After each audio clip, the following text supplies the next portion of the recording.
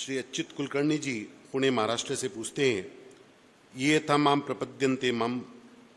इस श्लोक में जब भगवान कहते हैं सभी मानव सब प्रकार से मेरे ही मार्ग का अनुसरण करते हैं, तब अतिरेकी विचार रूपिणी लोग कैसे मानवता के विरुद्ध बर्ताव कर सकते हैं?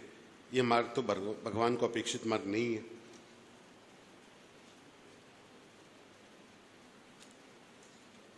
प्रश्न बड़ा स्वच्छ है, प्रश्न बहुत सुंदर है। ये यथा माम प्रपद्यन्ते तांस तथैव भजाम्यहम्, ये गीता ने कहा। ये श्लोक आपने लिखा, ये अच्छी बात है। इससे भी अधिक औचित्यपूर्ण और नजीक का श्लोक इस संदर्भ में है, यो यो याम याम तनुम भक्तः श्रद्धया चित्तुमिच्छति तस्य तस्याचलां श्रद्धां तामेव विदधाम्यहम्।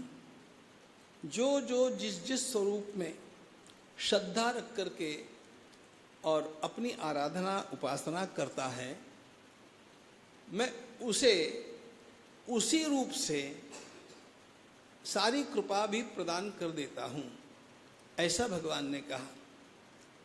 कुल मिलाकर के ये श्लोक हो, वो श्लोक हो, अथवा संपूर्ण गीता के अनेक स्थानों पर बिखरे हुए भाव हो, मूल बात भगवत गीता, गीताकार किसी भी प्रकार के एक स्वरूप के आग्रही नहीं है।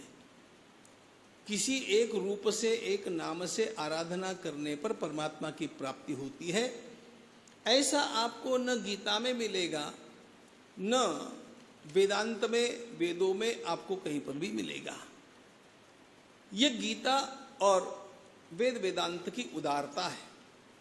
प्रश्न ये है कि फिर भी आतंकी क्यों इस प्रकार लोगों के ऊपर कैसे मानवता के विरुद्ध बर्ताव कर सकते हैं? यही तो हम कहते हैं कि गीता की इस उदारता का प्रचार नहीं हुआ, गीता की यह उदारता उनके दिमाग तक नहीं पहुंची, उनके मन तक नहीं पहुंची, कुछ और ही पहुंच गया, जिसके कारण वे अपनी ही उपासना के आग्रही बन गए।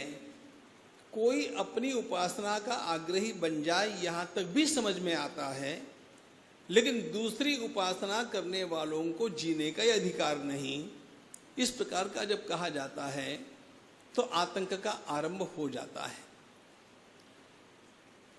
और इसका मूल कारण ये उदारता